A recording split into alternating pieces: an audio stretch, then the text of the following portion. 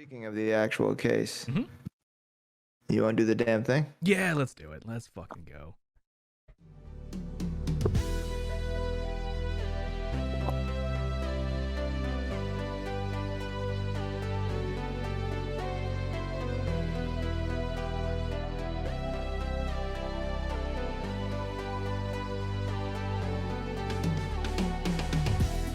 Hello, and welcome to this week's episode of the Metacast podcast.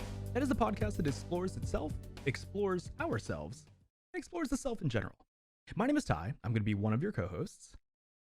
And I am your most demonically possessed co-host, Distance. And tonight is the Metacast movie show about The Conjuring, The Devil Made Me Do It. The Conjuring, The Devil Made Me Do It is a 2021 horror movie. It's directed by Michael Chavis? It's written by David Leslie Johnson McGoldrick. 4 names. It stars a bunch of, there's a 3 name in here. It stars Patrick Wilson, Vera Farmiga, Ruari O'Connor, which I butchered, and Sarah Catherine Hook. The budget for this movie was right around $39 million, and it had a this is the first time we've talked in a few new movies. This is the first actual positive box office take. It has had a box office take of $57.8 million, and also released for HBO Max. The tomato meter rating is 58% with an audience score of 84%. Another one with a big difference between the critics and the audience. This is actually down from when we checked it. We checked it like right after it came out, like last week, right? Yeah. I think we looked at it, and these are actually down from where they were before. Yeah, but both have gone down a little bit. Yep. So this is The Devil Made Me Do It is serves as a sequel to the 2 previous Conjuring movies. The first one from 2013, the second one from 2016, and it's actually the 8th installment in the Conjuring cinematic universe, or the CCU as all of us call it. So once again, Patrick Wilson and Vera Farmiga reprise their roles as Ed and Lorraine Warren as they investigate the true quote unquote 1981 real life case of Arnie Cheyenne Johnson. So my initial thoughts of this movie, I honestly I was not excited to watch this. The movie, not necessarily the movie, but just like living alone in an apartment now, watching a horror movie in the dark by myself was not necessarily exactly how I wanted to spend a Tuesday night, but it's what I did. And I think possibly not being super excited going in, and like me being a little bit of a pansy probably took away some of my enjoyment. While watching it, I can't lie. Like, I was not really invested in it. I don't know if it's as we talked about before with the things I just mentioned, or if it was just the story. The story is not horrible, but it did not keep me super interested. I'm not going to call it boring, but I'm also not going to call it intriguing either. To give this a verdict, okay, so it is a fun watch. I did not nearly enjoy it as much as the previous 2 Conjuring movies, but honestly, I saw those, with other people, and horror movies are kind of a lot more fun in groups, or in theaters. I think if I would have seen this in the theater, there would have been a much more enjoyable watch as well. Even though I usually prefer movies in my living room, I do think that horror movies in theaters are kind of a cooler experience. I do think, honestly, the quality of this was pretty good, if I'm just going to try to be objective. Of course, it has its cheesy moments. I think all horror movies do. I don't know if you can actually do horror movies while completely avoiding cheese. I just don't think that that's possible. And but to give this an honest verdict for a general audience, I do have to go with a no. The main reason is, like, if you're a big fan of the Conjuring Cinematic Universe, or the CCU, then you're already going to watch this anyways. You don't really care what my recommendation is. If you're a huge fan of horror movies, I think you're in that same boat. You're probably already going to watch it and you don't really care what the recommendation is. If it's someone that's on the fence, I don't really think they're going to be missing out much by skipping this. Yeah, I honestly, I think it's fine, but yeah, I'm not gonna give it a yes. What about you? Man, so I went into this expecting just the most like bizarre, terrifying shit that I'd ever seen, and I thought it was gonna like by the end of it, I was gonna be like going to sleep with a gun under my pillow, even though apparently those don't work on poltergeists. And with the lights on all the time, it was totally gonna freak me out. And yeah, and yeah, I agree with you on the theater thing. Like the jump scares are always better in the theater because they've just got the big speakers. You're completely engrossed in the film. There's a big ass screen in front of you. There's nothing to distract you unless you're one of those assholes that gets on your phone in the middle of the fucking movie. But I mean, maybe just don't do that, guys. Yeah, and I actually went back and watched. I'd never seen any of the Conjuring films, any of the things, even in the universe. I completely didn't watch any of them. I went back and watched the first one, Okay. which is, I think, a better movie. Yeah. I agree. I wasn't really particularly frightened by either of them. They didn't really freak me out that much.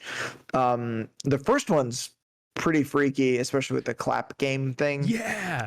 That's a cool thing. Yeah. There, I don't know what it is. Like something about child ghosts just makes him creepier. Yeah.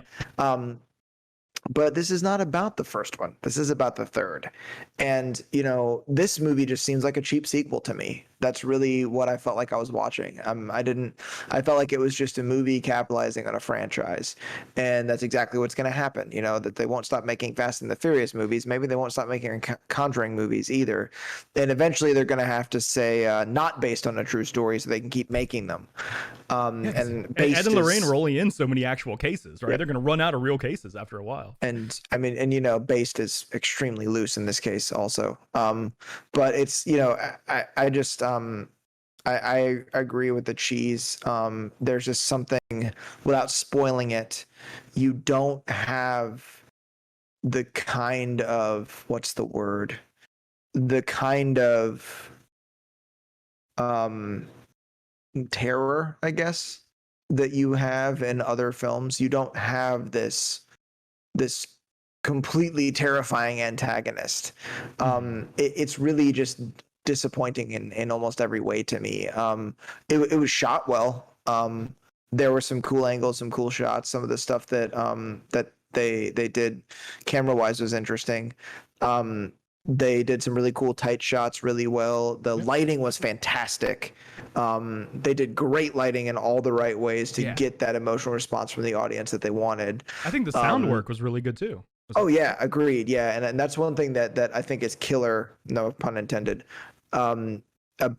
in most horror films is the sound, because you have to create this sonic kind of effect with the audience that really gets them, that creeps them out, gives them chills, makes them jump. And once again, that's another reason why these are better in the theater. So I will say, I echo Ty. If you love the franchise, you're gonna watch it anyway. If you love horror films, you're gonna watch it anyway. Definitely watch it in the theater. And the thing is I recognize if you're a real horror fan, that's probably what you're going to do anyway. And they probably already did. Yeah. I mean, if you haven't gotten them shots, get them shots and then go see this movie in the theater. That's my advice on it. But for me with this one, and it's not just that I don't like horror films. I expected that I needed to be scared, and I don't like that. But that's what a horror film's supposed to do in some way or another. I completely forgot about it. I slept fine, the next couple nights. True. And to me, that's a sign of a bad horror film. I'm supposed to be scared. So like for this one, I just got to say no. And I promise it's not bias. I don't like horror films, but I would have given this a good review if I really liked it or if I thought it was really good. But, it's just, I said there's a couple movies that we've done. I cannot remember a few movies that we've done where I've said it's a bad movie or a good movie with bad acting, or like a good plot with bad acting. Yep. This is a bad plot. This is a decent plot with bad acting. Okay. Yeah. Yeah. Honestly, I can feel that. I think that's fair. You did allude to it that there are easy ways to kind of spoil this. There are some things that don't really come in until Act 3. So this little guy over here, he's definitely got something to say about this movie. Terry, you want to spoil it? Okay, yeah, we're ready. We're ready. Let's get him out of here. Let's do this. Okay. So yeah, I really felt like I'm interested to know though. So you went back and you did watch the first Conjuring. Is that a movie you would give a yes to? Um, yeah, so the biggest issue I have with these movies is the actual people. Um, Oh, like the real that's Ed and Lorraine, you mean? Oh, okay. yes, and it made it really difficult for me to watch the movie because I know like what sorts of people they Yeah. were, I guess, and I actually find them appalling. Like I think they're disgusting people, Hmm. and I don't They like are that. basically grifters, like 100%. Yeah, Like, yeah. and it's this idea that it's okay, like when this is silly, but there were like fishing jigs that were made for like big fish Mhm. that would eat smaller fish, and they would be like little like minnow type things, Yeah. and they would like make these movements that looked like an injured fish. Yep. So the predatory fish, if they're hungry or not, they see an easy kill, they just chomp it up, Yep. and then so I think of this as predatory. You see people that are vulnerable or gullible or less intelligent, and then you, like a predator, just swoop in and take advantage of them. Yep. And that's something that made this film difficult for me to watch. Just And like even the faith first one, faith healers. Yeah, like yeah, people they're gonna convince someone. They're um, like, "Oh, you pay me enough money and come to my, my meetings or whatever, and I can heal your deadly injury or like terminal." Like, yeah, that shit is yeah. absolutely fucking deplorable. Yeah. And that's one of the things that made it difficult for me to watch. So it was hard for me to detach the individuals in reality from the fictitious kind of film. And I get it, like the whole idea of movies like this is to give you this sort of thought of, is it real, like, Hmm. and this movie just didn't do that for me. Like honestly, I got the feeling of like a low budget Christian drama. Yeah. Yep. I can feel Like that. not to say that movies with like Christian subject matter are necessarily bad because of it, but it's just that the groups of people that make the movies are Christians first and good filmmakers second. Yes. And It makes me want to and review God's that's Not Dead so bad. We should.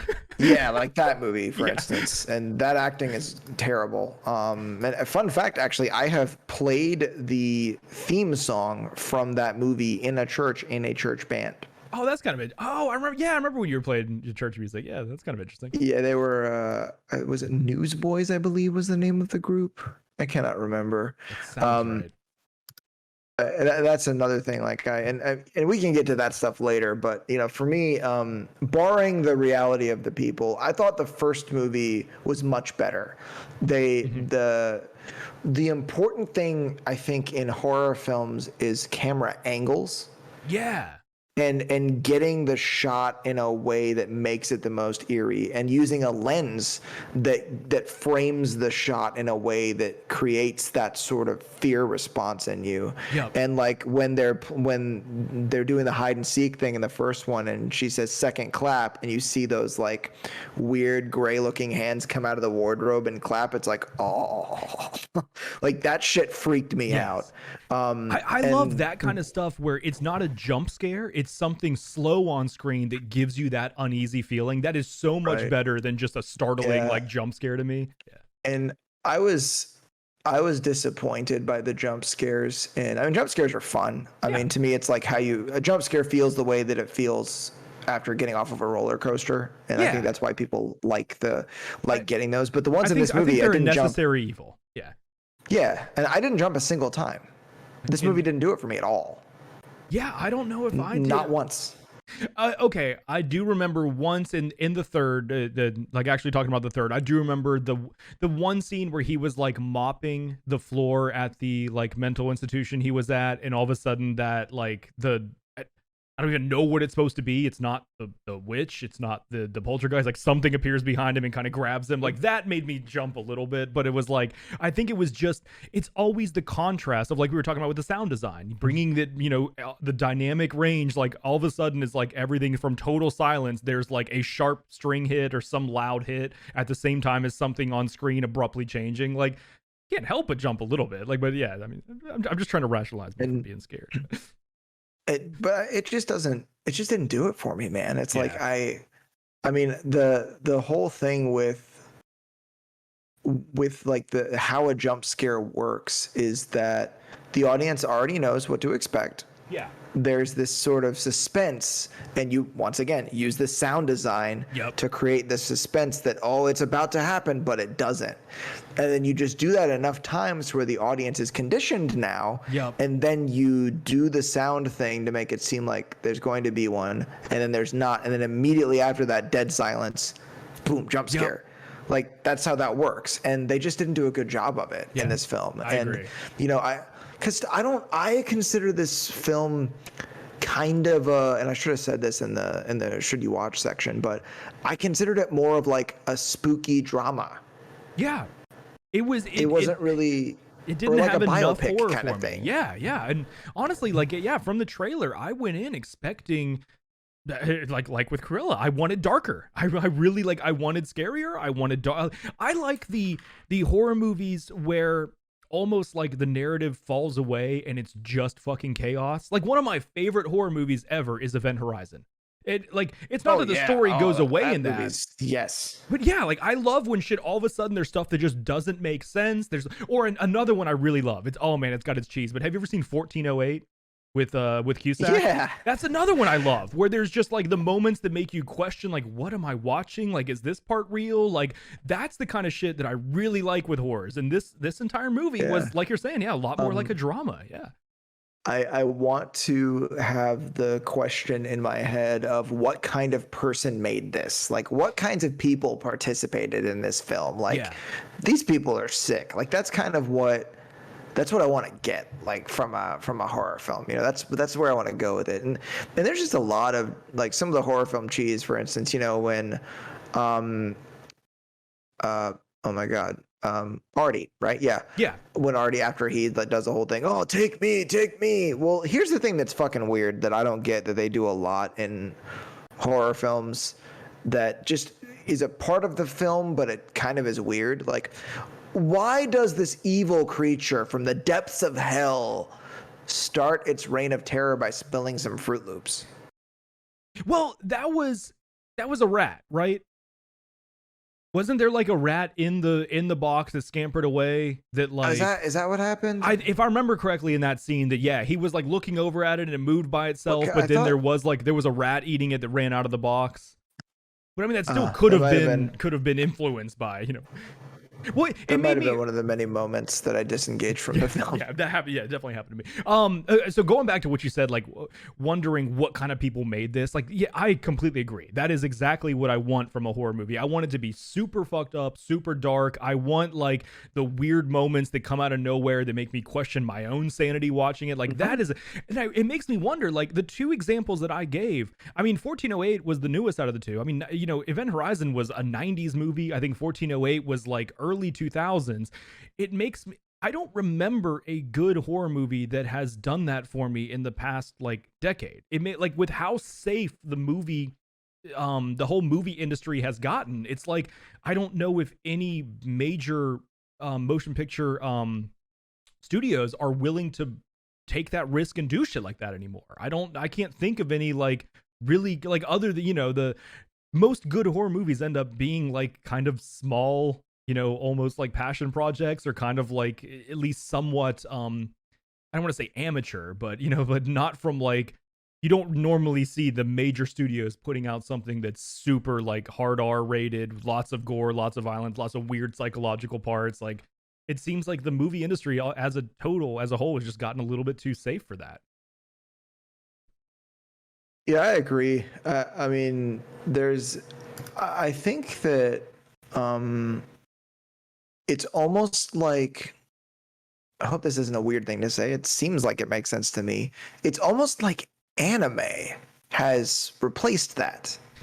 Anime takes more risks, and there's more. But of course, these are anime for the most part. It's Japanese creators. You can do anime style films as, you know, a Western or whatever. But I think that, you know, but is it real anime if it's not Japanese? I don't think it is. I think by definition it has to be. Kind of like, you know, the Japanese would say that if ramen is invented outside of the Japanese islands, it's not real ramen. I learned something recently from someone when they were actually in Japan, and they were asking people what their favorite anime was, and one of the top answers they got was The Simpsons. apparently in actual like Japanese speaking using the language, the word anime just literally means cartoon. So it's anything that's animated. So like Oh. they don't consider it as being like just like, oh, like this specific niche of animated media. It's like, yeah, no, we love The Simpsons. That's my favorite anime. I guess it's maybe a weeb thing then to be like, is it real Yes. anime? Yeah. Okay. I am currently scrolling through a list of best horror films of the 21st century so far. Okay. And there's a lot. I mean, The Ring freaked me out. Remember that one? Yeah, but that also was that The Ring had a 2002. moment that we were talking about where it's like something. It's not a jump scare. It's something that lingers on screen and really freaks you out. That when that is done well, that is like a masterful moment of horror to me. I love that shit. Yeah. There were several points in that film that it was a VHS. Wasn't that a movie you were telling me about a while ago? Yeah, yeah. Where they just find these videos and watch them, and that does exactly like what you're thinking. Like, what the fuck am I watching? Yep. Like, what? And that Who came up even with this? is almost more kind of like amateur. It's a bunch of smaller directors each submitting a short 5 to 10 minute short film basically. Like, yeah, like having I mean the whole thing is like to do the CG really well, to do it justice, it's fucking expensive. If you want to like, if you wanted to like go crazy and do like a really like, let's say someone wanted to reboot Event Horizon and just go all out with that, it's like that would be a fucking $100 million movie at this point. What studio is going to take that risk on an R-rated release that is not going to like you're just not going to make your money back a lot of the times. Unfortunately, like business kind of kills art sometimes. Like I feel like we're talking about what was it, the Velvet Revolver or whatever, or no, oh fuck, yeah. Velvet Buzzsaw. Sorry, Velvet Revolver was the shitty Guns N' Roses reboot, right? I think that's. It was what's his name was in that band. No, it was the guy from Stone Temple Pilots. Yeah, but the rest of the band was the Guns N' Roses backing. It was Seriously? Yeah, it was like he replaced Axl Rose. Yeah, that's why they called it Velvet Revolver. Yeah, but like the point they made in Velvet Buzzsaw though is like the whole fucking like the business side of art will take away so much of what should be going on in art. And I think that we are really seeing that with the movie industry, with how things need to be safe. Every movie needs to be PG-13 at worst, so that it can be a whole family thing, so they can make sure to get their money back. Like, I understand it, but at the same time, it fucking sucks to see. Yeah, and I mean, even like not necessarily being a horror fan, when I look back at the movies that I watched that were a little freaky or like freaked me out a little bit, they were like dark on this level that wasn't, because I think so much of the horror genre is like just cheap thrills. Yeah. And I think that maybe perhaps that's what the mainstream is looking for, is just to jump out of their seat or whatever. But I'm not looking for that. I want to be so fucked up by the end of the movie that I'm not even sure if my life makes sense anymore after watching it. Like that's how badly I want to screw up my life. Like that's what I want to happen. Okay. Did I tell you, and I might have said this on the podcast before, but I feel like it's very relevant right now. Okay. I will show my age. As you know, I worked at Blockbuster, and I'm pretty sure, if I haven't said it on the podcast, I'm pretty sure I told you this story, but there were I was maybe 19 or 20, and a couple high school girls came in, and they walked over to me and they were like, hey, we're looking for something like scary. And like, I'm not kidding. They actually sounded like this. I'm not doing a generic impression. I was like, really? Yeah, like so scary. And I'm sitting there thinking like, I know what you're thinking. You want Scream, or I know what you did last summer, or Jeepers Texas Creepers. Chainsaw Massacre. Yeah, something like that. Yeah. And I was like really, really scary? Yeah. I was like so scary that it's just going to completely mess up your life. It's like, yeah. I was like, all right, come with me. So we walk, down the aisles, and I'm like, here you go. Hand her a DVD, and we're in the drama section. She's like, but we're in the drama section. I was like, no, that movie right there is not a drama. That movie is going to mess you up so bad that you don't even know if you can go on living afterward. She's like, really? I was like, yeah.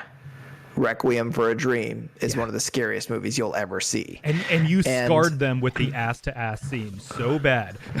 I mean, it's and oh, that isn't it? Yeah, it is. Yeah, that's why your manager pulled you aside and was like, "Yeah, you cannot recommend Requiem to a Dream for underage girls." Oh okay? No, they rented it. They took it home. Then one of their dads came and complained. Oh, that's right. Yeah. And I came into work on like, I think it was like a Tuesday or Wednesday afterward. And after I clocked in, my boss was like, hey, we need to talk for a second. And I was like, about what? He's like, did you rent Requiem for a Dream to a teenage girl? I was like, yeah. Why? I was like, because they wanted something scary. Didn't that shit freak you out? And he was like, look, he's like, I get it. All right. I think it's hilarious, but you can't do that. Like their dad came in and complained. I was like, their dad? And he was like, yeah. And I was like, oh shit, dude, I'm so sorry. Like, cause you know, my boss had to deal with it as always is, you know, someone that answers to you screws something up and they have to deal with it. But it's like, I mean, that movie was scary. That's really scary. And if you're watching, if you get a chance, like actual like existential terror, not just yes. like yeah. That is like I've talked about it before. That is, I think I've characterized it as that is one of my favorite movies that I hate to watch. Like that is one of those like I will watch that maybe once every decade or so because every single time it literally plunges me into a very like I don't want to call it depressed state, but almost like just a nihilistic state of like nothing fucking matters. Like Dude, I was like 12 when I saw that movie the first time. Yeah, I was probably around that age too. Yeah, I don't know what. Yeah, what year did Requiem come out? When did it actually come out? It had to have been early 90s, right? I don't know. I can't place it. 2000. Wow. Okay, so I was at least 13, I guess then. Yeah, but I feel like I saw that when it was pretty new. I definitely didn't see it in the theaters, but like I saw that, you know, probably well before when I should have. But it was like, yeah, that movie really makes you just question the point of existence. And no, I don't even want to say it that way. Not even question. That movie just straight up forces you to accept the fact that existence is pointless and in a very jarring way. Yeah. To bring us to a funny part out of that, I saw an article recently that there is like apparently a robot fridge you can get now that like it has like tank treads underneath it and it'll come to you if you call it. And the top comment was like, I don't need my fridge chasing me around after I get high. That's some Requiem for a Dream shit. And that cracked me up. Like I thought that was the best comment on that post. So that was really funny. I mean, it's a good point. I mean, it's a good good thing to invoke is Requiem for a Dream in that case. So speaking of invoking, did you catch? So going back to a movie that I saw as a kid that was one of the first horror movies that really taught me that I liked this genre and gave me some actual scares, the original Exorcist. Did you catch the reference to that in the beginning when the priest gets out of the car and the shot of him at the house? Like that had to have been a reference to that shot, right? Like that is the like hallmark shot from The Exorcist that was lit very similarly. He gets out of a cab and is standing there. Like if that wasn't meant to be a throwback to that, then I'm like fucking crazy. I think about it. I didn't think about it at the time, but that really is super, super similar. But I mean, it is shot very. I would like to see side by side. Actually, I might actually go back and do that after. I want to edit that into the episode. I'm gonna leave myself that note. On the subject of shooting, though, I loved the lens and camera position and angle they used to shoot the house. Yeah. Like that David is in, that you notice that because the haunted house idea is I think that's a uniquely American thing. Oh, really? I think haunted house stories actually, I'm actually going to look it up.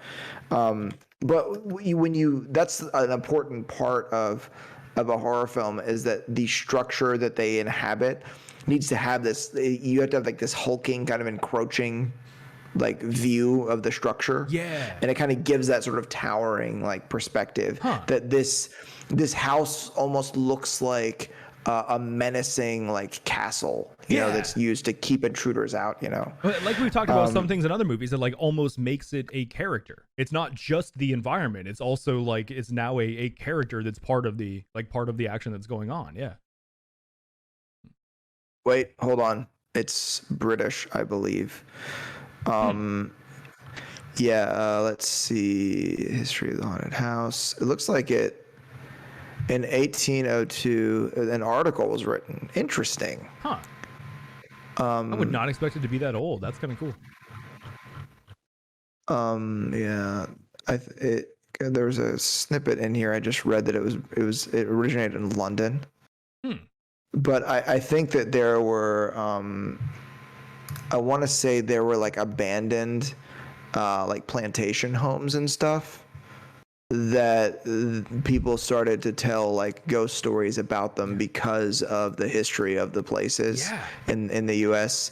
But that's not the origin. I think it's just a thing that people did here. Well, there is definitely something about like I'm not one to believe in a lot of supernatural shit. I mean, basically any really, but like there is something about just kind of the energy you feel in an area where you know a lot of fucked up shit happened. And I know that it's like a lot of that is manifested within your own head, but it's like when you're somewhere where you know that like some really dark shit happened, that it feels very different than just walking into a normal building. Like there is a feeling that you.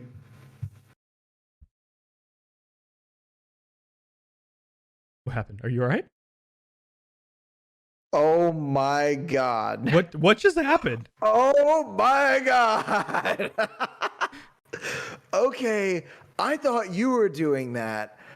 That is fucking hilarious. What happened? So in the midst of trying to do like a little bit of quick tip tapping and research, I went to a web page on history.com, which by the way, everything the History Channel does, almost all of it's wrought with like fallacies. So I've heard a couple historians talk about this like on podcasts. For some reason, I heard rot with fallacies for a second, and like, but no, fallacies makes a lot more sense. Okay. And on this page, there's like a video that auto played where you hear like this weird music and this like heavy breathing. That's awesome. I just thought you put something fucked up on your soundboard for specifically for this episode, but no, it was just in my headphones. That's funny. But yeah, I mean, I've when I lived in Mississippi, like I believe I have a vague memory of touring at like an old kind of plantation home, and there was something weird about it to me. Yeah. And maybe not just because it was old, even like this sort of like nice sort of ornate portions of the house that were preserved, walking through the barn area, walking through the basically fucking shack that the slaves lived in, and you know, like reading Frederick Douglass's, I guess it was his first book, and now like understanding the things that happened in those places.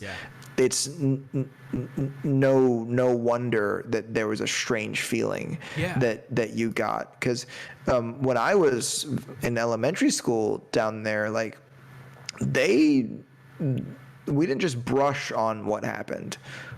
We were told a not so watered down version of the history of the things that happened in the Deep South. Like it was something that we were all well aware of. So we understood I'm that a fan really of that. bad shit.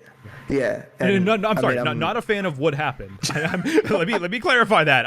I'm a fan of not like glossing over history. Like I know a lot of, that's kind of like a topic right now that a lot of people don't like, but it's like people like are under the impression that like by learning that you're learning to like hate your race. But it's like I don't agree with that. It's just like we learn like what happened in our history, and hopefully like what is the cliche is like those who don't study history are doomed to repeat it. Like you learn like like you don't want to like gloss over parts of your history because it was bad. Like no, you study it because we have gotten better. Like that is the whole point, is to learn like this should happen. Like it was an atrocity, but like we have progressed from then. Like, but it was just weird because now having read some of the really vivid accounts of stuff, like the floor in that barn had probably had blood washed off of it numerous times, and there was probably just so much of it that was just soaked into the wood. And just like thinking about it, like even if being haunted, even if ghosts aren't a real thing, you can almost feel it in the air when you walk into a place. And that's one of the ways that the best scary movies capitalize on what you already kind of feel. Yep. And like there's really weird episodes of Doctor Who where they take these really common things that people think or experiences they have in certain situations, and they create something. One of the scariest things on that show is these creatures called the Silents, and when you see them, you immediately forget that you saw them. That's kind of creepy. Yeah. So a character will turn around, there'll be this hulking 9-foot like hissing creature, and then they turn around and everything's fine. Yeah. And it just gives you this fucking complex. Like, you turn around in a dark room and you think, is there something behind me that I just forgot was there? Yeah, that's interesting. Yeah. Like, how is it that Doctor Who has kept me up at night but not this movie?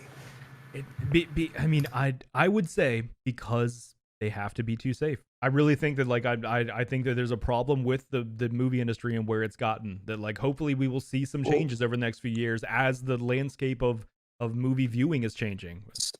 So here's a thought. Just gonna throw this out there.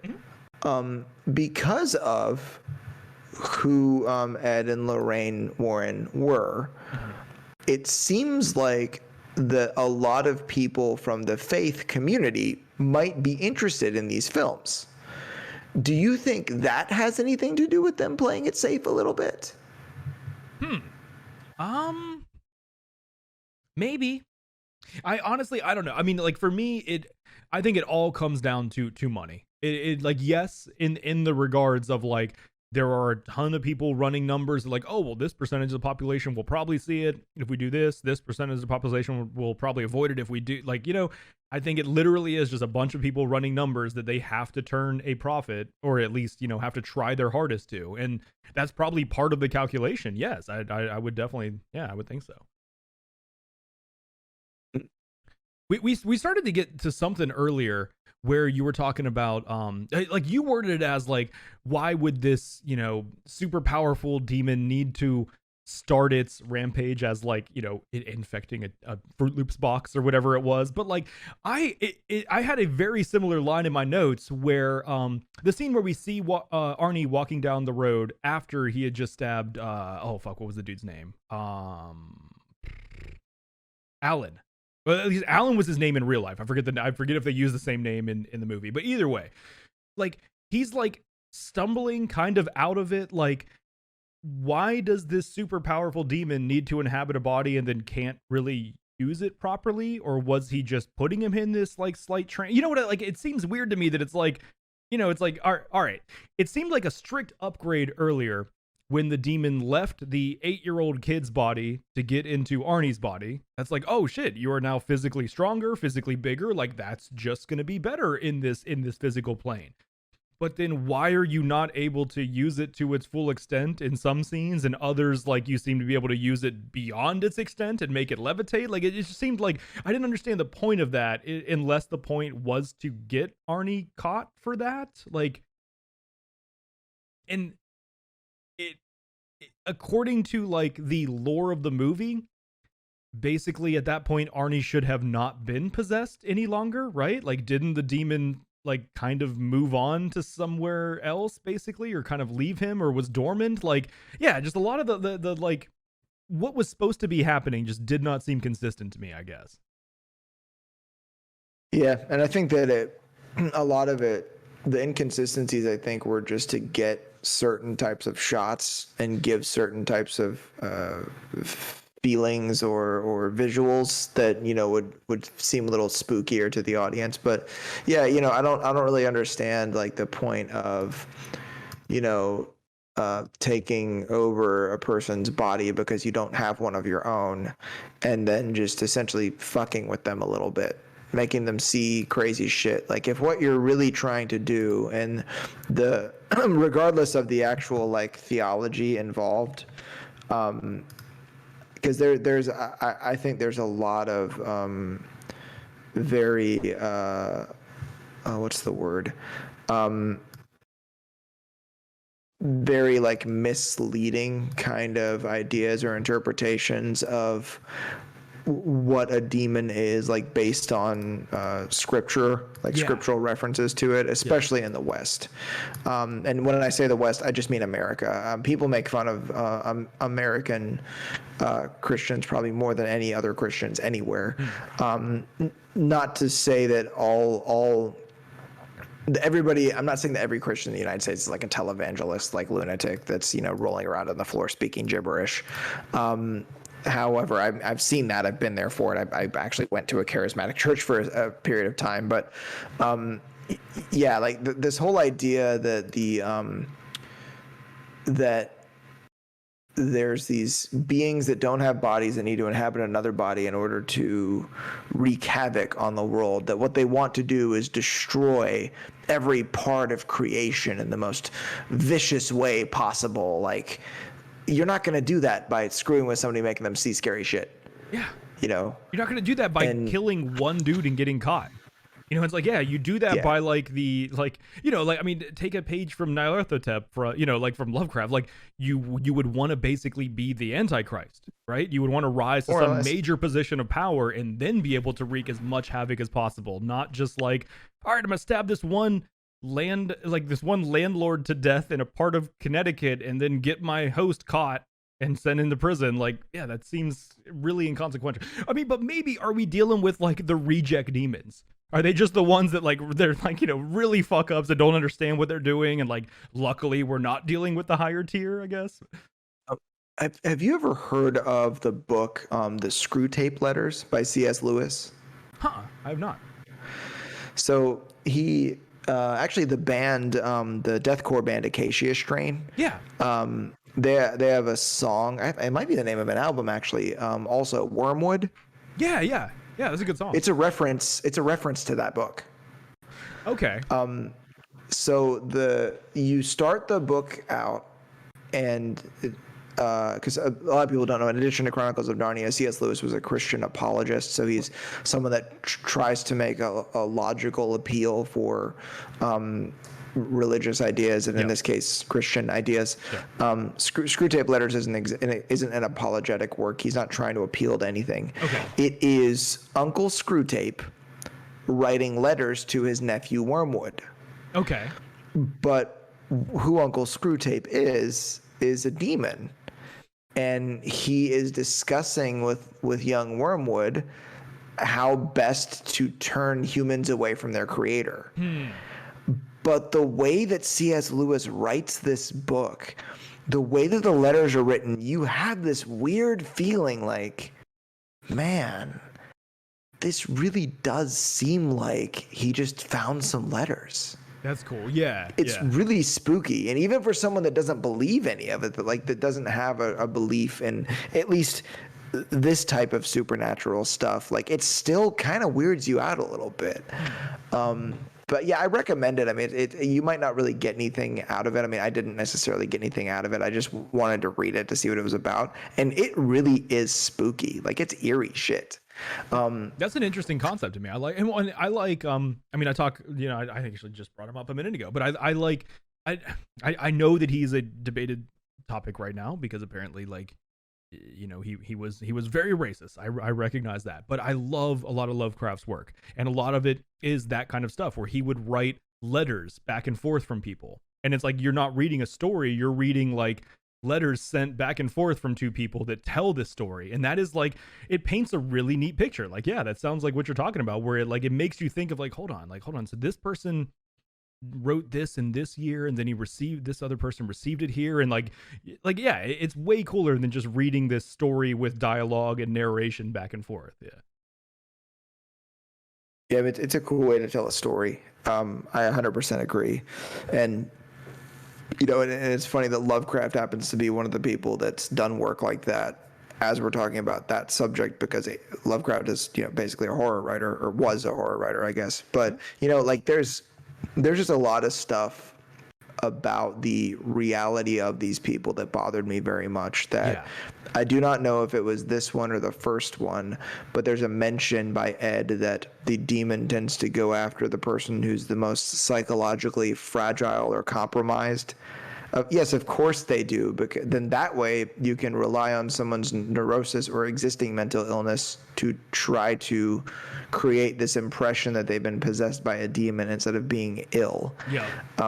That there was just so much like complete horse shit, like manipulation and crap that these people did. There's an account of Ed telling somebody, because they actually they really do in their little museum have Annabelle on display, but you know what Annabelle is? It looks nowhere near as creepy as the one from the movie. It's a giant Raggedy Ann doll. Yep. There's nothing spooky about it. I understand that for the movies you have to do that. You have to give an image because it does have to come through on camera. I get it. Yeah. But there was an account that someone mentioned that that Ed had said to someone at the museum, well, the last person that mocked Annabelle died in a motorcycle accident a week later, without mentioning to anyone who this person was or any other backstory. It's just the same kind of BS that I heard so often among like some of the charismatics that when I kind of dabbled in Christianity for a while would just like spout off this like ridiculous crap that didn't even come from anywhere between the front and the back cover of any version of the Bible, and like all of these baseless ideas and all this crap. There's a dude that even like he was in his probably like mid-50s. He claimed that when he was abroad doing like missionary work that he came in contact with a witch doctor and like all this fucking ridiculous shit. And to me, it was just one of these things where I thought to myself, like, how can you just say these things and nobody asks you anything about it? Like, where does anybody come off with any of this stuff? And that's the thing for me, is that we were not going to get around talking about this movie without talking about the people. Yeah. And that, for me, that ruined the movie more than anything else, because it gives this impression of these grifters, these con artists, these people taking advantage of others, as if there's some kind of heroes or whatever. And they weren't. I mean, there is the fact that like the whole reason why even having based on a true story, like it's supposed to make it scarier, right? Like so I understand why they do that, but it's like, yeah, it would almost be a more interesting movie to me if they actually showed that it's like there is like, yeah, these people are literally just taking advantage of people that are going through some like a really rough something is happening to them. It's probably not supernatural, but there are people that are willing to take advantage of that and financially like prey on them. Like, yeah, it's really fucked up. Maybe we should do our own version of it in which that happens. Just a thought. That would be like an actual like, so there is an actual like entity that punishes them for their greed and malevolence after doing that. They're the ones like setting up all this shit and taking advantage of people, and then there's like this demon of justice that like it actually just fucks them over. Like, yeah, that would be a cool story. We should get licensing from McFarlane Comics and we should make it Spawn. I was gonna go with the Violator or the Vindicator, but yeah, that would be cool. I mean, I don't know. That might actually fuck up the whatever. We'll get Michael Bay to direct it. It'll be fine. Hell yeah. Everything will be fine. There was one bad line that stuck out to me when they're in the woods. Okay. Well, there were a lot, but there's one that really stuck out to me. All right. I've got one after yours. When they're walking in the woods and she's trying to figure out about this Satanist or whatever, and uses her like sixth sense or whatever she has, and they're walking and the cop looks at Ed and he's like, "Are you afraid she won't be able to do it?" It's like, "No, I'm afraid she will." And I was like, "Oh God!" I'm like, "Why? That actually, all right. So I've got two really bad lines. One of them was in the car right before that, when the cop is talking to Lorraine and she says she met Elvis once. And he says before or after he died, And she says both. How did you meet him once, both before and after he died? Unless you were there when he died? Did Lorraine kill Elvis? Is that where this went? Like, that to me just seems so stupid that it's like, how did that make it through one script revision? Wasn't it not just like, hold on, like you just said you met him once and then it was both before and after he died? That doesn't make a lot of sense. The second one, though. Also sorry, go ahead. If you had a response to that. Yeah. Also, the fact that they don't really explain how her extrasensory kind of stuff works. That how even like, okay, fine, grammatically what you said doesn't make any sense, but also like what about this ability you have also allows you to see Elvis after he's dead? Like, yep. Yeah, there's a lot. Exactly. Yeah. Who knows? The other one, though, the line that really rubbed me the wrong way, and it was even in the trailer. Ed says this whole thing about like the court accepts the existence of God every time a witness swears to tell the truth on a body. It's like, no, it doesn't. It accepts that means something to that person.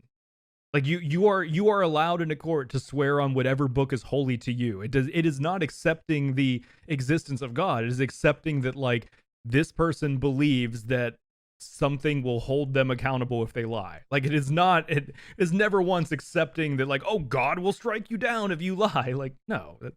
Dude, I so badly want to have to testify for something now so I can swear on like a Hustler from like 1979 or something like that. A Dungeon Master's Guide. I don't. It's like it means something to me, man. Yeah, I mean, though that was really bad. I mean, and I hope that guy didn't really say it in court, and also like and other stuff, like the fact that this person really used this as a defense in court, and also like the judge threw it out. Yeah, like yeah. I mean, it's just, and Artie himself was not some like young, like spry, like brown-eyed, charming man. Like he wasn't some like super sweet little guy. He actually looks like what you'd expect a mugshot of someone that murdered somebody to look like. True. Yeah, like the actual person. It'd be a good time to go over some of the details of the actual case, like some of the differences. Like, I mean, one thing that I don't even understand why they had to change. Apparently, David was 12, not 8.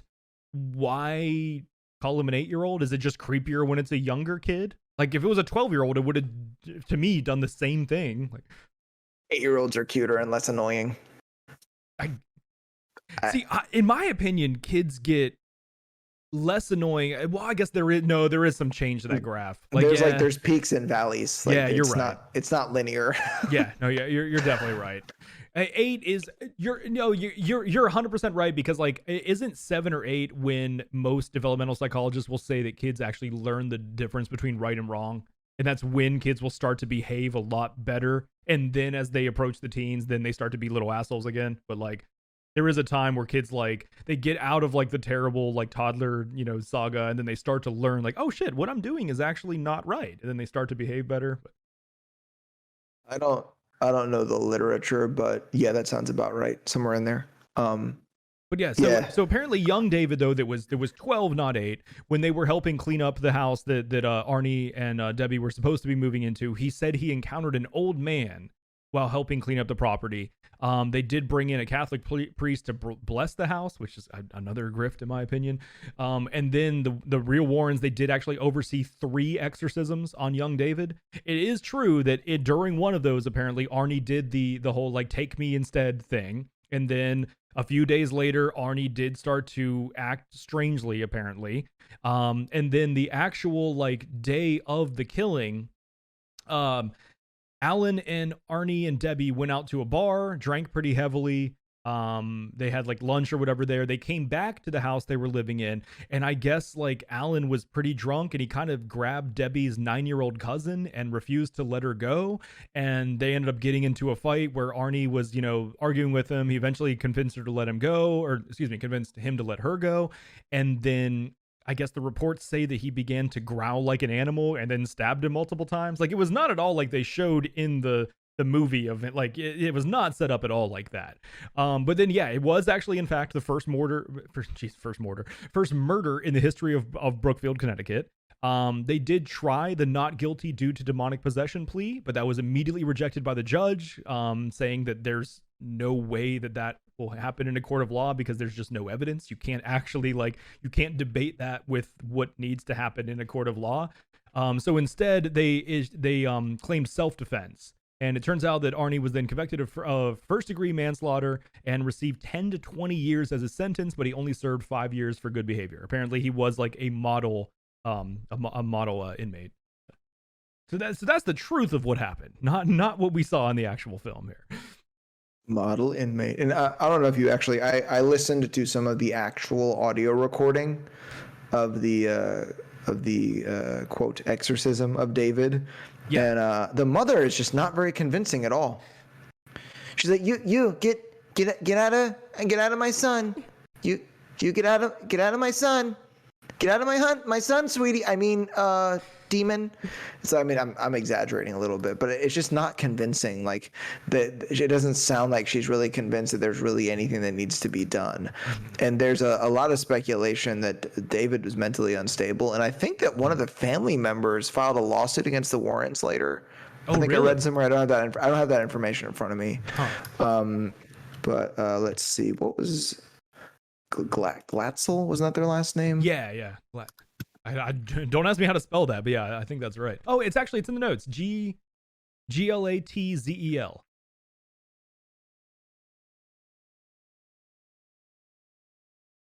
All right, cool. Here we go. Yeah, and apparently the actual brother of David, apparently he said he was resentful about the telling of the story. I'm sure. Yeah. Carl Glatzel. Carl's 55 now.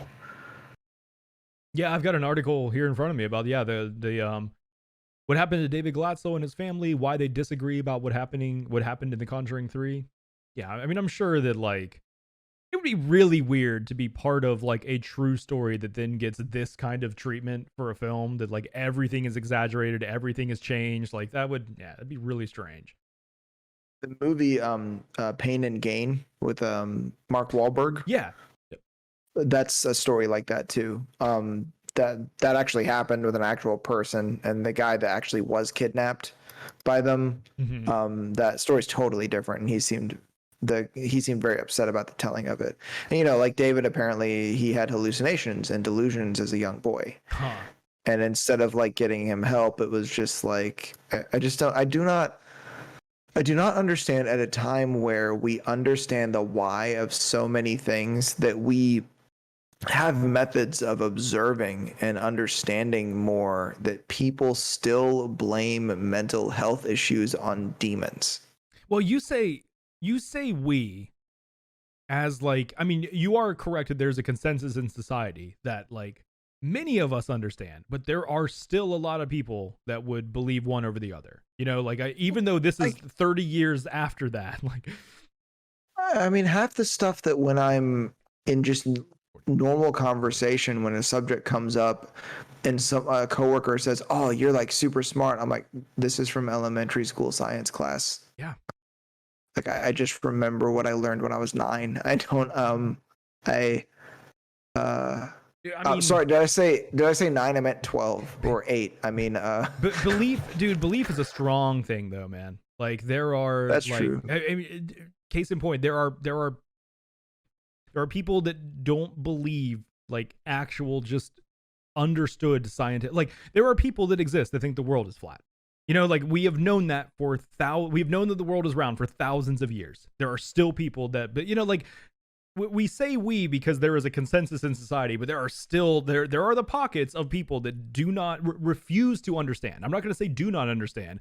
And there are the people willing to prey on them because they realize that's a market that they can make some money. That's true. And this was, I don't know, a decade ago, someone a close friend at the time, who I don't talk to anymore, I can't even remember who it was, sent me a YouTube clip that someone had posted a video of the water sprinklers that kind of spray the water out in almost like a fan shape. Yeah. And they just kind of move back and forth. Yeah. There was a video footage that someone had taken where they're sitting there with a phone, and there's a mist of water droplets, and the light is refracting. like when it hits the water droplets and it's making what we call a rainbow. Yep. And the person in the video is taking this video footage and saying, "This didn't used to happen. And we have to ask ourselves what's going on in our world that we have rainbows near the ground." And I'm just like, wait, what? And it was in all seriousness, like, I do not think this person was joking. They were just legitimately asking the question, like, what is wrong with the world? Is it pollution from jet airplanes? Like, that I. The physics of photons have actually changed over the past 40 years, man. That is 100% true. People are crazy, man. Like people will believe some absolute crazy shit, and a lot of times it is sad. Like I don't want to get like I guess what's the opposite of preachy? Like I don't want to get anti-preachy, but it's like a lot of times it is like protecting faith. You know, a lot of times like people will like really like reject reason because they've got an emotional attachment to some sort of belief, and it doesn't matter like data they've seen or any sort of evidence. Like no, they at their core believe something, and they need to reject something that goes against that. There was a guest on Coleman Hughes' podcast that talked about the idea of something being poetically true. That it doesn't, in some cases, it doesn't matter if something actually happened if it's a story that's intended to create some kind of better understanding of being a human. That there was I cannot remember. There was a person that Richard Dawkins was debating. It was another scientist who was Catholic, and Dawkins was talking about how like, well, this didn't happen. It's not true. And he was like Richard, we're not talking about what's empirically true. Like I'm a Catholic and that's what I believe. We're coming at this from two different directions. Like it doesn't have to be something you can prove happened. It's just the story, the idea of it, and that you can take the narrative and move through life in a way that, in some ways, depending upon how it is that you take it, you can move through life with some grace and some humility, and you can speak out when something is unjust, and you can forgive others for not being perfect, and you can forgive yourself, and you can do right by people, and you can sort of emulate the nicer parts of the Jesus narrative if you want to, and if that helps you be a better person, that really doesn't matter if it's true. The problem is though, you end up with a lot of people that do take it literally and true, right? Like, when it's supposed to be allegory, and and that is a problem. Like when individuals do think that something is like 100% like fact, and that nothing in it is an embellishment or artistic liberty or something like that taken by the writer. Yes, this is true. I mean, it is unfortunate, but there are other things where I believe there have been a few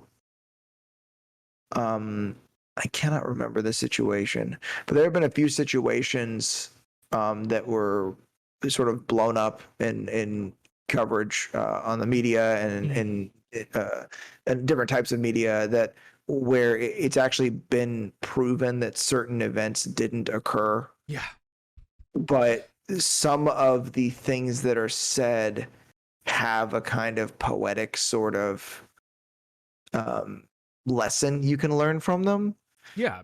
And so it doesn't necessarily matter if it's true. You can learn something from it, that there's that may like I'm trying to think of I'm trying to think of like a colloquial like myth like that. Well, I think I agree when it comes to just, I mean, look at like Genesis in the Bible. Like I'm not a religious person, but I get things out of reading religious scripture. Like, but I look at it through the lens of like, okay, this was written by men at this time in history. This is what they're writing about.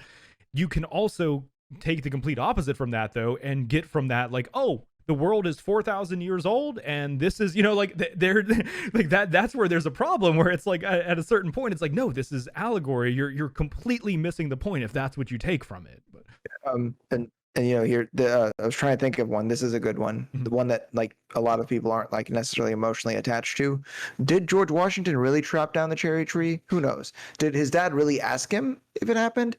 Did George Washington, if all this happened, really say, "Father, I cannot tell a lie"?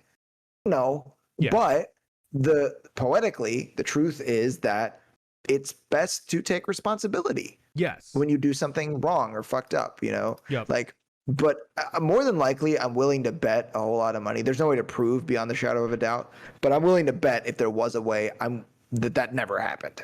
I actually I read an article recently about that it is like there was a way to prove that it was a myth. I wish I could had like the details in front of me here, but no, there someone actually did like a scientific breakdown that just kind of proved that it was like based on like where he was living at the time, like things like that, that it was like no, this did not happen. But yeah, that's a good one. And I think like that's a great example, like you said, because there is no emotional resonance that people have with that down to a faith level. At a certain, like, there are people on the face of the planet that would hear me say jokingly about the world being 4,000 and get like offended and like be like mad because they've got like a real deep attachment to this young earth creation idea. Like no one has a deep attachment to like, no, god damn it, George Washington did say that as a kid and like you can't take that away from me. It's like, well, no, that's not the point of that story at all. Like, True. And the thing about this film is that I don't think there's anything in it that ends up being like poetically true. There is no greater lesson to be learned from any of the embellishment of what may or may not have occurred. And I think that's a fair point to make. That's a perfect segue. Based on a true story. Yeah, that's a perfect segue to the self-reflection section then. I mean, is there any other like notes you need to touch on before we go there? Because that is I did want to quickly just mention I think Eugenie Bondurant is the name of the person that portrayed the occultist. Okay. Who we never actually hear named. The human antagonist.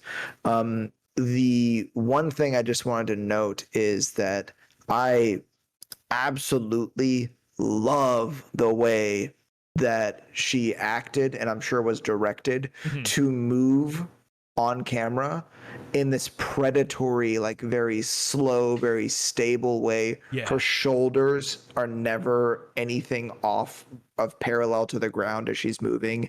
This creates such a sinister look for the character. Yep. But also in saying that, I would mention this in the should you watch.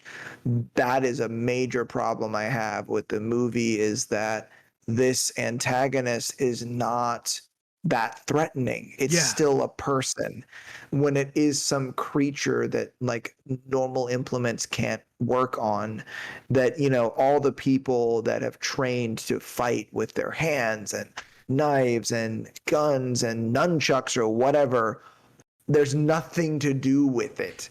And that to me creates so much fear. But I get it, she's a magician or whatever. Yeah, but like, she still is able to like case in point, the scene with who ends up, you find out her father, Castor. He even pulls the gun out of his desk and has it on, has it on the desk, and immediately she goes from one side of the room to behind him, slitting his throat. So it's like she is able to move in supernatural ways somehow.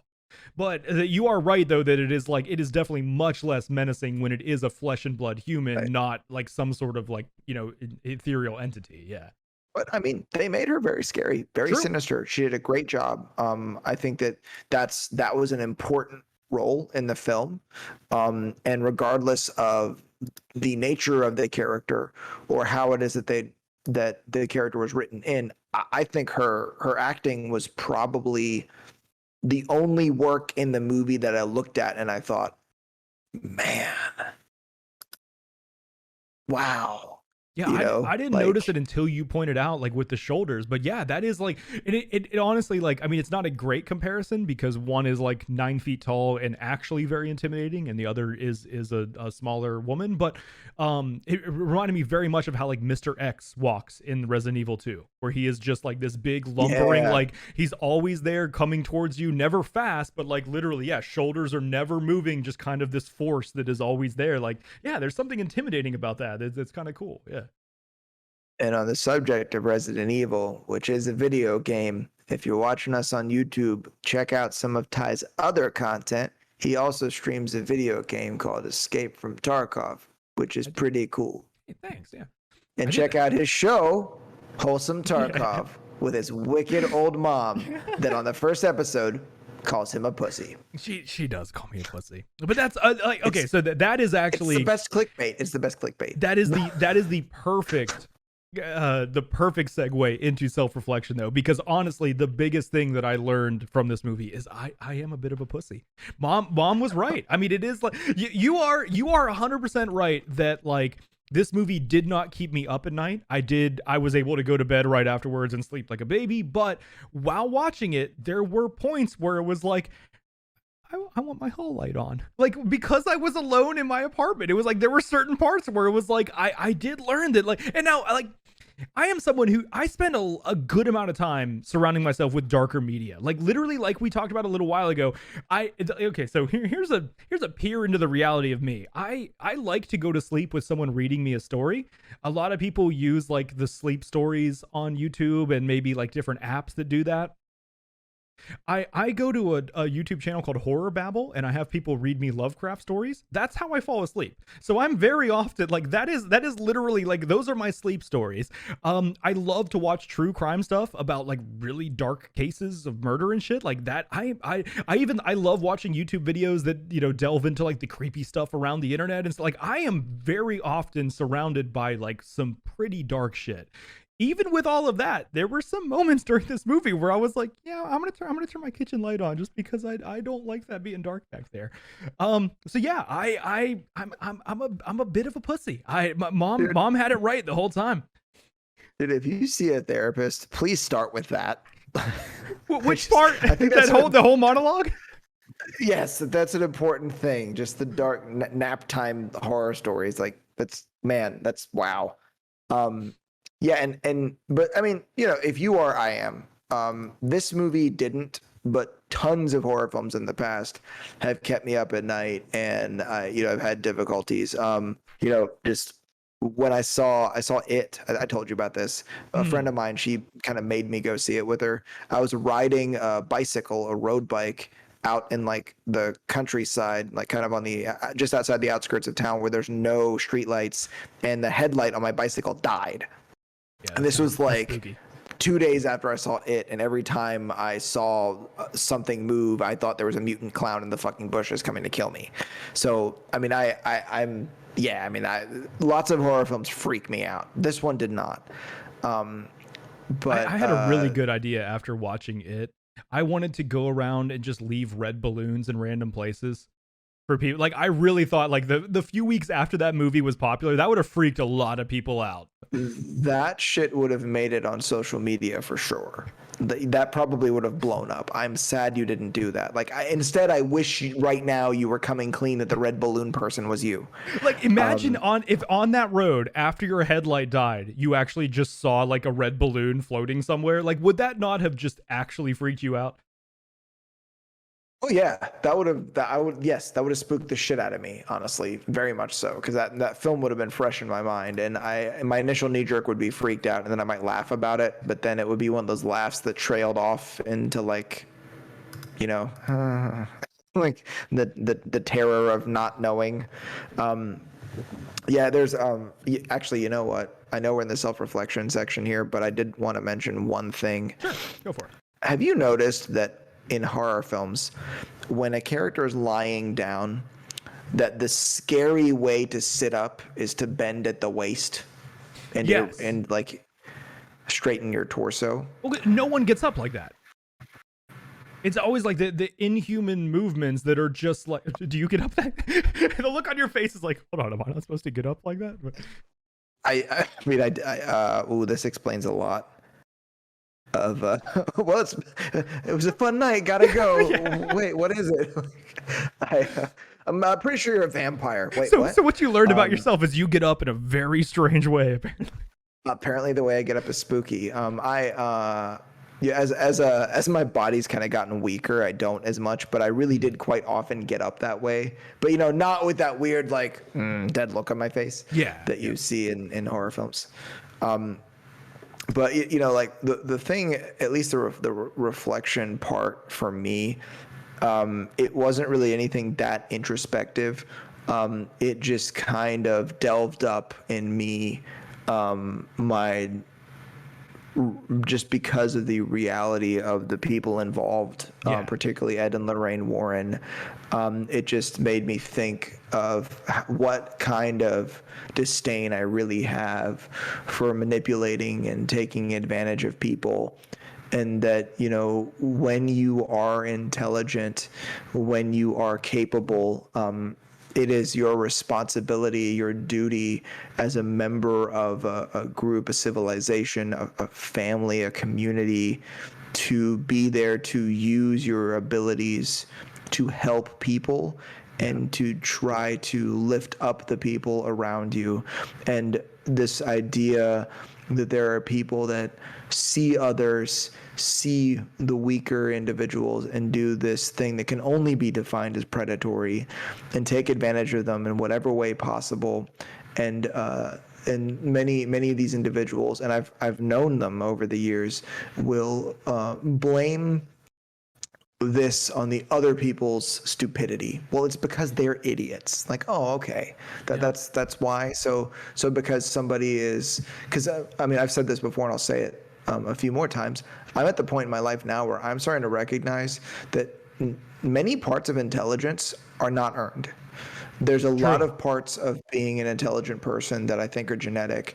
And as I kind of move through life more, I recognize more and more that there's individuals who are less intelligent than others are in some ways less powerful in modern society.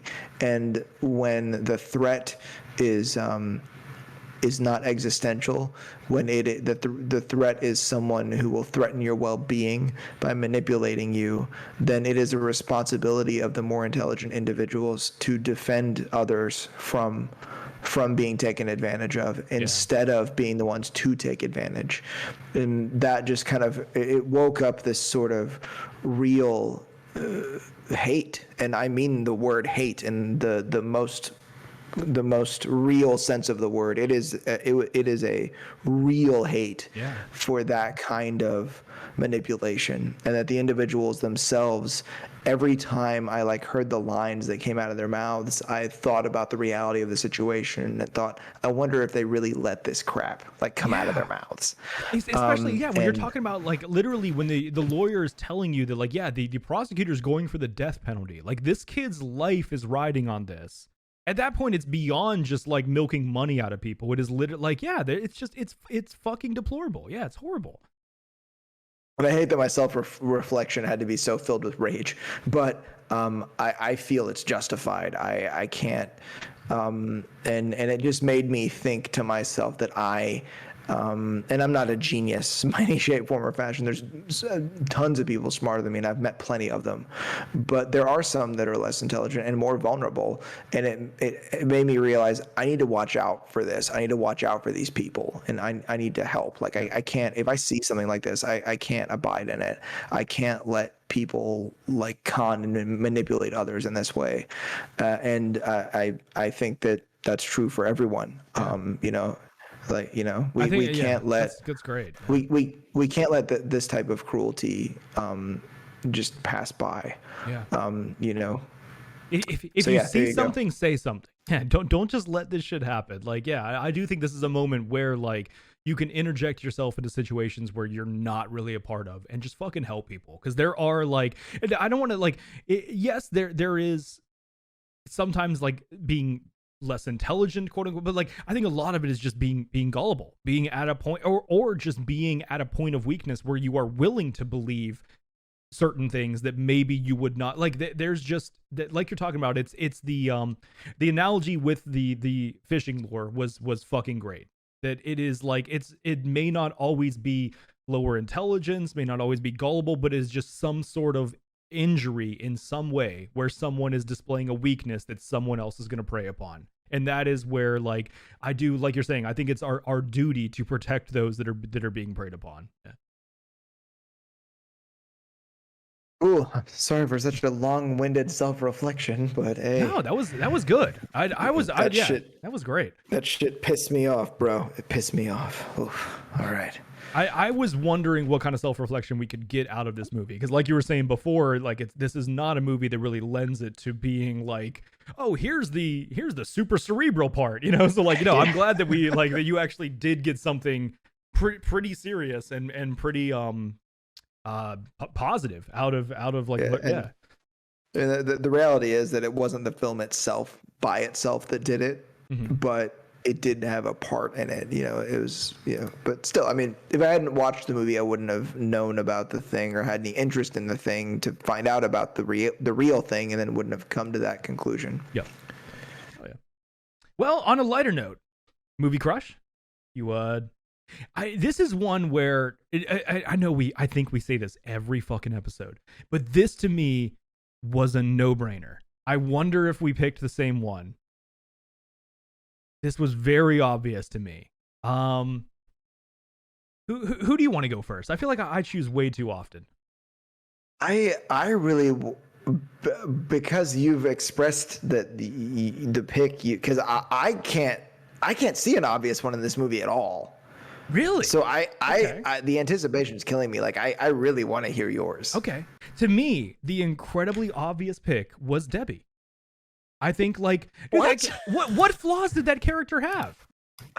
She was completely loyal to Arnie. She was always like, okay, right? Like she even like after her man stabbed someone to death in front of her, she married him in prison while he was still in prison. She's still with him. Like that's a ride or die bitch.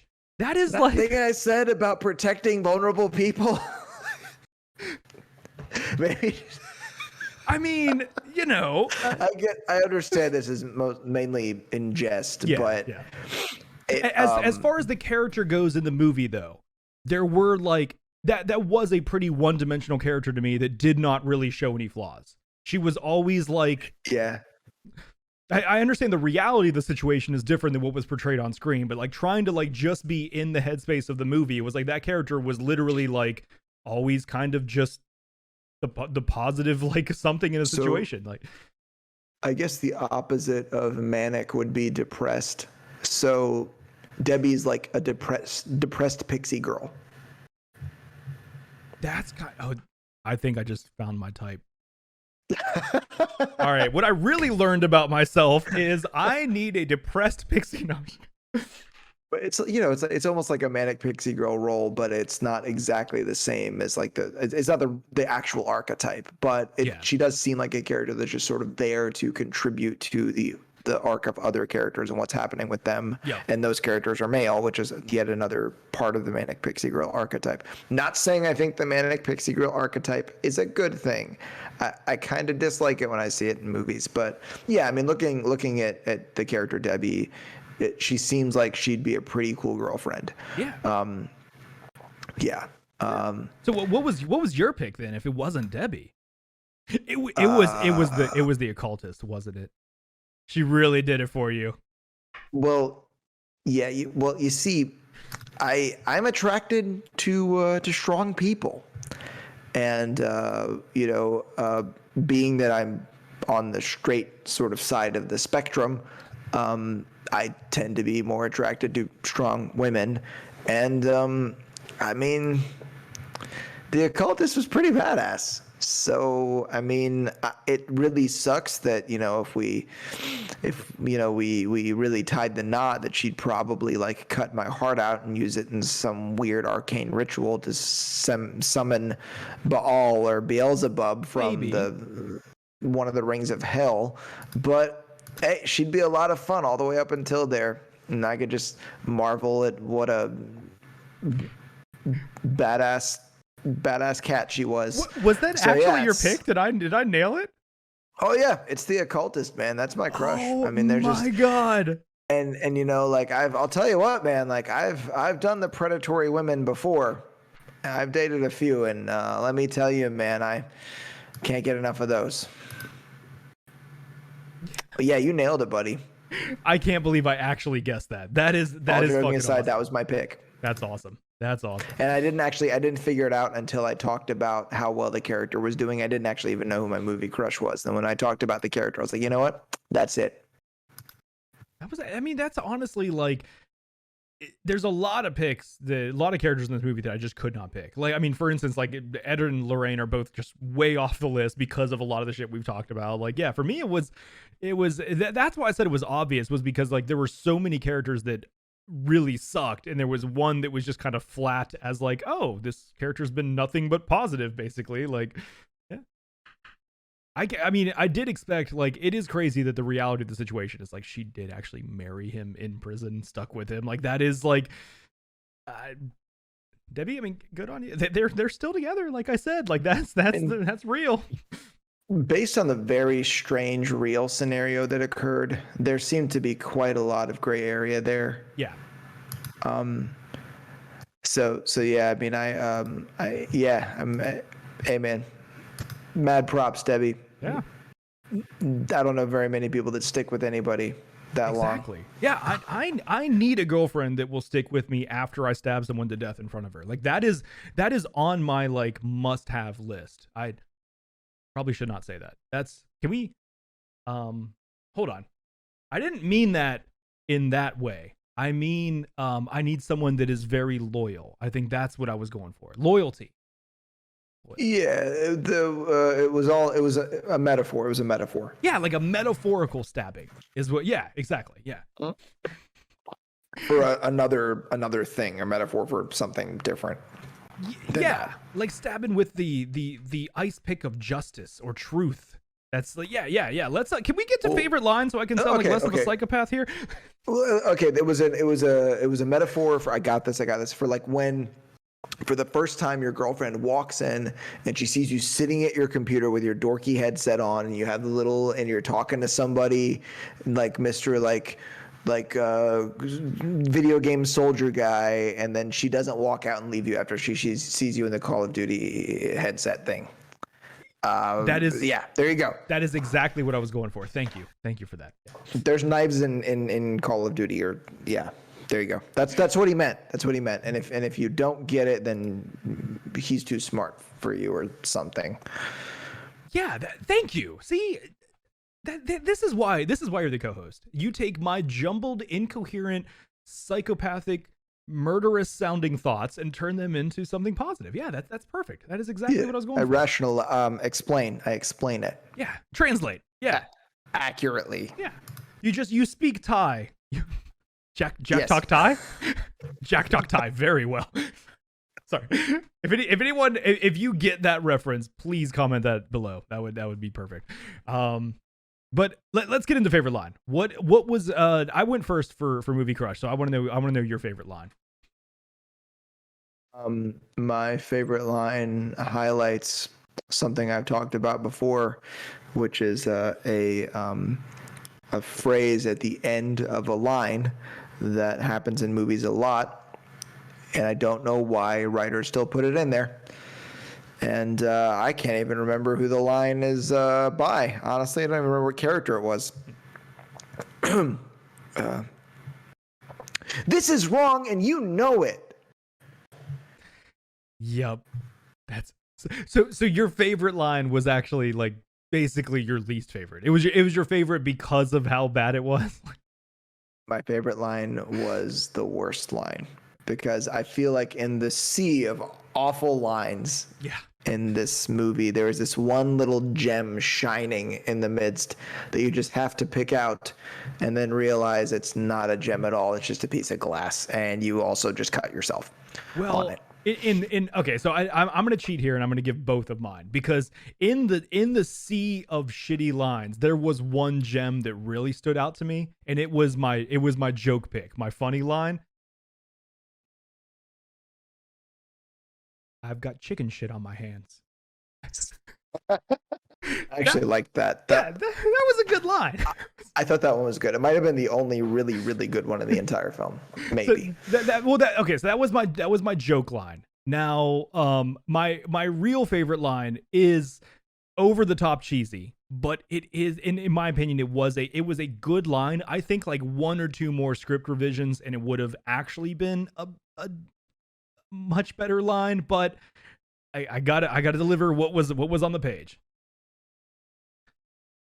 Being brave doesn't mean that you're not scared. It means that you are scared, but you hang in there.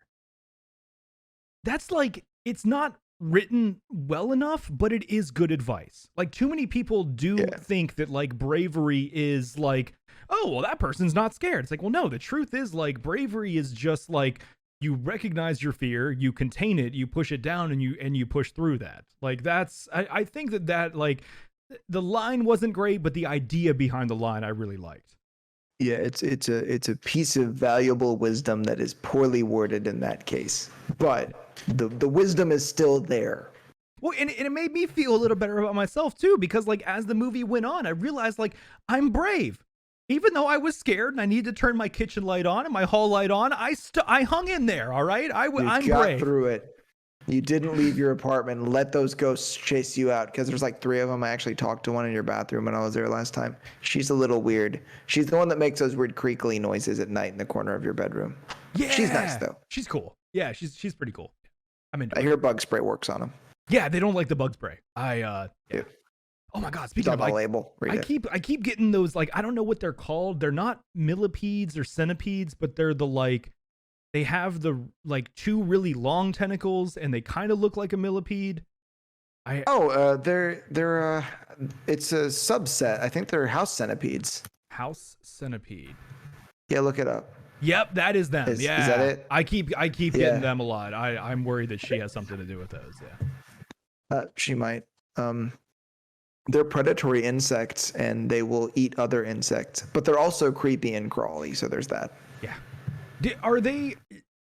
Never mind. Don't answer this. Never mind. Let's get on to so next episode. We are talking. I know nothing about this movie yet. I have no idea what to expect. What is a silverfish? Was that a band? Maybe a silverfish is like they're those little silverfish are like, different. Yeah, no, like Distance nailed it with they're called house centipedes is the thing that I'm seeing, but silverfish do look similar though. These look like they would. Are these near water normally though? I've seen them in. I saw them in our home a lot growing up. But I mean, and it's a very strange colloquial like name for them though, silverfish. Yeah. Yeah, I actually don't know anything about Awake either. I actually haven't seen anything about it. There was a band called Silverfish. I mean, it's a good band name. Were they like ska? Sounds like a ska band. They were a UK-based indie rock band formed in the late 80s. Oh. Dude, wait a second. UK music is pretty good though. Like we have found out that UK music is pretty cool. Yeah, on our other show, the Metacast Music Dudes. Yeah, check that out. We've listened to quite a few UK bands. Most recent episode, Bring Me the Horizon. It's a good one. The Bring Me the Horizon fans have really enjoyed that. They want us to do a second Bring Me the Horizon episode. I actually haven't even looked at the comments on that one yet. And we every now and then, we've only done one so far, but we do like little kind of listener appreciation episodes where we don't do like a full like kind of presentation, but we'll listen to several like bands and give like quick reactions. So if there's stuff you guys ever wanna, if you show up and watch any of it, we're open to suggestions for sure. Yeah, we're definitely we're putting together the list for the next viewer recommendation episode now. So if you have any, drop them in the comments. I mean, either here or on any of my videos, I will pick them up and we'll put it together. But yeah, let's so the next episode is about Awake, a Netflix release. Again, I have no idea what to expect. I don't recognize really any of the names going into it, so I don't really have like super high expectations, but it'll be interesting. There's not a lot of releases over the next week. That's kind of the pick of the litter, unfortunately. Yeah, we're it's gonna be slim pickings, I think, until I think there's a couple of decent releases this month, and I don't think any of the good stuff's coming out until July. Fuck, Space Jam, Space Yeah, Jam yep. next month. I really do want to do an episode on that. We haven't gotten together our schedule for next year yet, but we need to get together and do that because there's a lot of good releases next year. We are gonna have to do I forget the title of it, but the next Purge that comes out next year. They're still making those. Yeah, there's gonna be another Purge. I think it's the Purge Forever. I think the premise of this one is like they don't end it. It just becomes the world after that. But I need you've seen my Purge mask, right? You have a purge mask? Well, I have a mask that my Hillary Clinton mask that I like doctored myself and like so that is the mask that if the Purge ever becomes a reality, like that is what I am wearing 100%. I need an excuse to wear that in a thumbnail. It hasn't come up yet. So. You know what I'm doing if there's a purge? I'm coming straight to your house. I'm peeling off your Hillary Clinton mask and I'm drinking the blood out of it. Lee, to answer your question, if you suggest a song, it would definitely be in the next viewer appreciation episode. But we're not going to do like I don't think any of us like that band enough to do an entire presentation on them. But anyways, yeah. So next week is Awake, and that is going to bring us to the end of another episode of the Metacast Movie Show. If you guys are watching this on YouTube, there are 3 things I would like you to do. One of them, please smash that like button. 2, subscribe to keep up to date with the show. And 3, you could comment below and tell us how you felt about The Conjuring 3, The Devil Made Me Do It. If you need us to come to your home and investigate paranormal activity, or if you want to further keep up to date or even join us as a guest on a future episode, please join our Discord. The link is in the description below. We will be live next week on Wednesday at 7:30 p.m. Eastern Standard Time on twitch.tv/DilaTV. Thank you everyone for listening, and I hope everyone has a fucking fantastic week.